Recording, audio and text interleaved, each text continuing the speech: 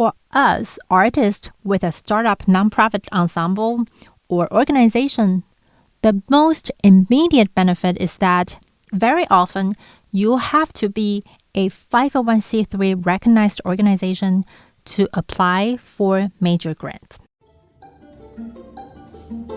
Hey there, welcome to the Conductors Podcast. I'm your host, Charitable, a conductor with over 20 years of experience working with professional symphony orchestras, opera houses, new music groups, and vocalists.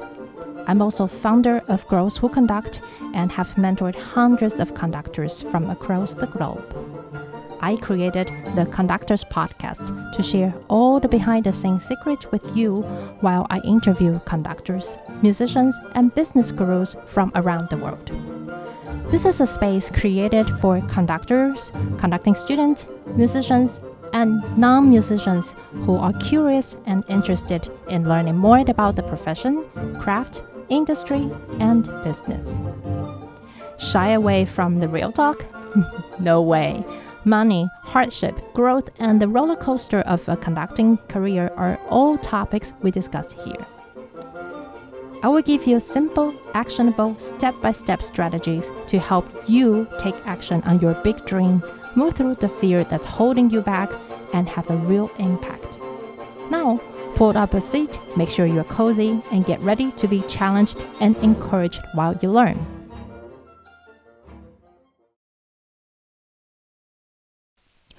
Hi there! Happy March and welcome to episode number 24 of the Conductors Podcast. I'm your host, Charitable, and I'm thrilled that you're tuning in with me today as we are talking about something that is extremely important for performing arts organizations here in the United States. In today's episode, we are going to discuss what 501c3 is. That's something that you might have heard of many times now and why it matters. I know that today's content might be a little bit dry, but if you're ever inspired to start an organization or an ensemble like Jennifer Kane, our guest in episode number 16 and founder and artistic director of the Nova Women's Choral Project, or to start a publishing company like our next week's guest, Brittney Boykin. Oh, that's a spoiler alarm. This episode is something for you. In short, 501c3 is the specific tax category for nonprofit organizations in the United States. Once your organization meets the requirements of Section 501c3, people giving you money for your charitable cause will receive a tax deductible deduction for their donation as permitted by laws. I know the language sounds a bit crazy here, but don't worry, as I will break everything into simple and bite-sized information for you. We are going to do so in 3 big parts today. Part 1, the historical background of 501c3, and in Part 2, we will talk about why it is important for your charitable cause to meet those requirements. And in Part 3, we are going to talk about a very quick overview of how to apply for and obtain the status. If you have a startup ensemble or organization, that is for you. We have a lot to cover today, so let's dive in. As always, if you're listening from the car or at the gym, you can find all the information in a show note at chaoandting.com/24. Let's start with part 1, the historical background of 501c3. If you are unfamiliar with this practice in the United States or come from a different background such as the European tradition, tax-deductible donation might be something that is very foreign to you. In a nutshell, instead of the government subsidizing or giving money to museums, public radio, opera houses, or symphony orchestras like the practice in some other countries, the laws in the United States gave this right or privilege back to the people. So instead of letting the government choose which programs or areas will receive taxpayers' money, people can directly donate to charitable causes that they support. And depending on how much money they donate to these charitable organizations, they receive tax deduction, meaning that they pay less federal income tax. So think this way.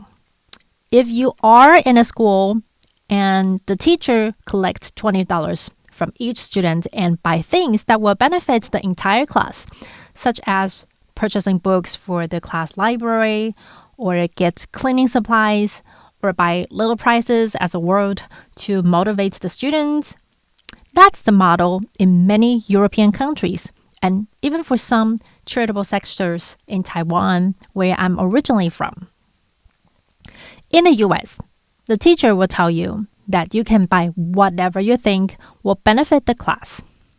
It can be healthy snacks for the student, or bookshelves, or organizing cabinets for the classroom, or even COVID testing kit.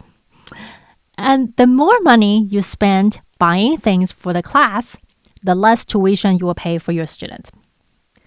So in this model, you see that you get to decide how much you want to give to what area that is important to you. Now, both structures have their pros and cons, just like everything else in life.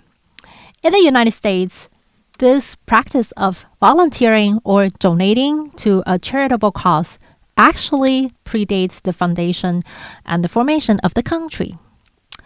When the first European settlers came to the land, they started many associations like hospitals, fire departments, or orphanage even without a government.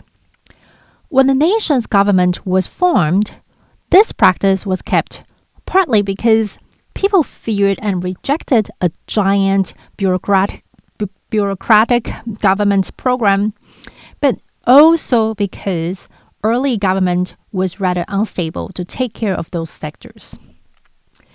So now we know a little bit about the historical background of such a legal structure. What does that even mean to us artists? First of all, it's a bit easier to start your own charitable initiative, which receives monetary donations. American people are more used to and also encouraged to donate to a cause, from cancer research to elephant rescue, from stopping domestic violence to supporting public or charter schools. Anyone can take action and start to change the world. However, it also means that, one, things benefiting or only matter to a small group of people will have much more difficulty raising money. And two, especially for artists, to focus on things that will please your donors instead of something that is about your own artistic pursuit or you're about accomplishing your artistic vision. To elaborate on the first point, just think that it's much harder to raise money for research on a rare disease since people don't feel how it could be important to them or simply don't know about this kind of things. For artists, if you have a very small group of audience, like maybe contemporary dance, I'm just making it up, it might be more difficult to receive donations comparing to a ballet company dancing nutcrackers. It also ties to my second point that a ballet company might be reluctant to explore new shows or even to commission new choreography if they are out of resources and can benefit so much from just dancing the most famous shows like the Nutcrackers, Swan Lake, and so on.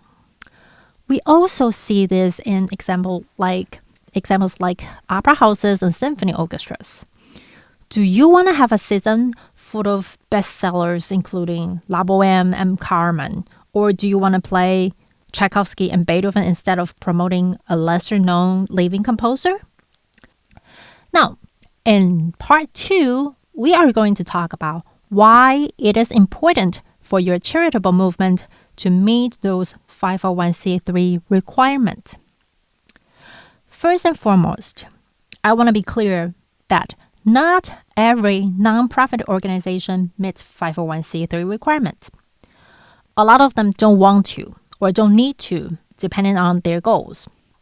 You also don't even need a nonprofit organization to start receiving donations. People can donate their money to anything, right? And you can always fundraise for whatever that you're passionate about. We've seen a lot of examples of people raising money to help a family in need, animal rescue, or an educational project, for example. If you Google benefits of having 501c3 status, you will find a list of things from tax-deductible contribution, which we just talked about, to tax-exempt financing or exemption from federal income tax and federal unemployment tax, and so on. For us, artists with a startup nonprofit ensemble or organization, the most immediate benefit is that very often you have to be a 501c3 recognized organization to apply for major grants. We talked about it earlier that because of this kind of legal structure, nonprofit organizations are always raising funds. You are always in need of money. Since we don't have a stable governmental subsidy coming in every year without a relatively expected financial support from the government, nonprofits need to seek donations from corporate or private donors. Many major donors or grants will require you to have at least 3-year history since becoming a 501c3 nonprofit organization to show that you are growing and are doing what you promised that you would do. There are still, of course, a few grants that will allow a fiscal sponsorship, which I will explain in the next part. But those grants tend to be smaller. So, thinking about that, you don't have to have a 501c3 status to have an ensemble. As long as you have enough money to run what you want to do. And as long as the people giving you money don't care about receiving federal income tax deductibles. That means if they give you $5,000, $50,000, they can claim those numbers on their tax return, so they pay a little less tax. But if you want to apply for major grants, it's the best that you have a good standing 501c3 status. And in the next part, I'm going to explain to you step by step how to do that.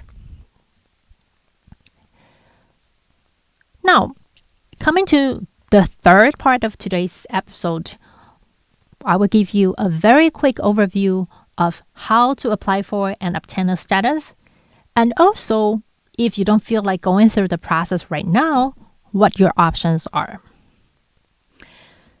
The steps for any startup ensemble or organization to obtain the status is actually quite simple and straightforward. But the details of each step largely depends on the state you're in.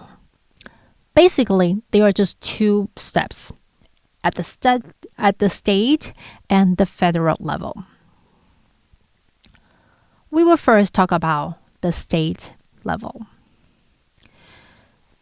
At the state level, the organization needs to become a nonprofit company.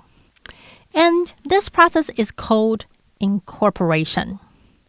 When you form a legally established business, you are incorporated. That's just what that means. And this is a state business, so you will need to follow the rules and the laws in your state. At the state level, you also want to make sure that your business is classified as not-for-profit. This is usually part of the application process. When you apply for incorporation, you will choose that your business is not for profit and there are requirements that you need to meet. Depending on which state you choose to incorporate, there are different requirements. And you should incorporate in the state in which that you want to run business. So if you are doing a charitable campaign in Missouri, you should incorporate in Missouri. If you're having a new orchestra in New York, you should do it in New York. For some states, when you incorporate, you will need to submit your bylaws or other documents. For the state of Georgia, however, that's where I am currently in, it's super easy. All you need to do is to check the box during your application to certify that you are following the state rules of a nonprofit business, and really not much document is needed. This information, however, will be available at your state chambers of commerce or here in Georgia on the website of the Secretary of State's Corporation Division.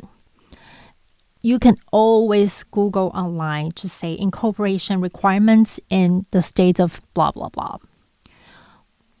When you search online, just make sure that you follow the .gov website instead of some other commercial services so you're not paying extras. Because once you Google those information, a lot of the commercial services will pop out. And they are giving you information or help for a certain fee at times. So just really make sure that you read everything that is on the official .government.gov website to make sure that you're meeting the most updated requirements. A few little things about the state incorporation. The first is about the business name. You are required to search first to make sure that there is not another business in your state that already have the same name before you start the process. Sometimes you might be required to post an advertisement at the local newspaper to make sure that no one else wants to dispute you using this name, but that can always be easily taken care of. The second thing that I wanted you to note is that you will be asked to submit articles of incorporation. And within that process, you will need to put down at least 3 people as your officers. Those can be anyone, your business partners or even your family members, friends, people supporting you, wanting to let you use your name. You will need their social security number and their address. And of course, you need to keep your business status active by completing an annual registration to certify that your business is still in good standing. And that basically means that once a year, you need to log into the website, put a check there that you are still running the business, and pay the annual registration fee. That's it.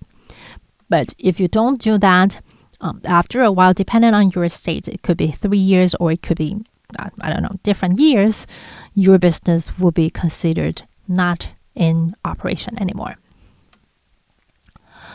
The next thing, and actually the last thing, is once you're incorporated, your business address is public. If you don't want your home address to be known, you can pay for a P.O. box for that purpose. You will also start receiving things in the mail telling you that you need this or that for your business to fulfill certain legal requirements, such as a wash hands sign for the employees, or you need to fill some extra forms. A lot of them are spams, and just always check who sent those mails. And Google if they're legit if you can't tell right away. I hate to tell you that, but when I first had my own nonprofit organization incorporated, I really bought a employees must wash hands before returning to work sign. And it was so expensive. I think I paid almost $100 for it. And it was so dumb. Now, that's about it at the state level. And we're moving on to the federal level. At the federal level, Once you're incorporated in your state as a nonprofit business, you can apply for 501c3 status with the IRS after you apply for an EIN number. And we will talk in more details now. So the first thing you want to do at the federal level is to apply for an EIN number. That is like your social security number for a business. Or, in some other countries, it's like your ID number. You can get the EIN number right away when you apply it online at the IRS website. Once you have an EIN, you are ready to apply for the 501c3 status. How exciting! Becoming a 501c3 nonprofit organization used to be a very lengthy and troublesome process, and it was the best to involve a lawyer. But a couple years ago, the IRS opened a new 1023 EZ Streamlined Application, an express application for organizations receiving less than 50,000 donations for the past 3 years. If you're already a business, or if you're a new business that you project you won't receive more than $50,000 donation annually in the next 3 years. This is actually the majority of us, right? For me, it's really hard to think when I'm just starting out that I will receive more than $50,000 annually in my first 3 years. Especially when you're just starting out, that you still need time to prove to the world that you are actually good at making changes to the world. You're actually doing what you promised to do. So this 1023 EZ form is actually really, really easy to fill out and also much, much cheaper than the traditional form 1023. This streamlined application that I'm recommending is called 1023-EZ, letter E as egg and letter Z as the zoo. You can Google and find it really quickly on the IRS website. There are just a few questions that you have to answer. And once you click the submit button, you pay for the application fee and then you wait for the result. When I first applied using this 1023 EZ application, we got it approved in 6 weeks. The IRS officer called and asked me to submit a projected 3-year financial statement, and it was very quickly approved after I submitted the info. However, when I recently went through the process for NanoWorks Opera, it took about 6 months because we know the IRS are really, really backed up since the pandemic. And also, many artists have been home for the past 2 years and started to initiate their own nonprofit initiatives movement, just like small businesses are booming. One little thing, which is not really a requirement for you to start a business, but something that you probably need, is to get a business bank account. Call around and ask about it, as each bank will have different rules and fees around opening a business account. If you are going through the 501c3 process, I would suggest waiting until you have the status approved, as some bank will give a nonprofit account discount or even waiver on the maintenance fees. But if you choose not to go through this process yet, you don't need to start a business account for sure.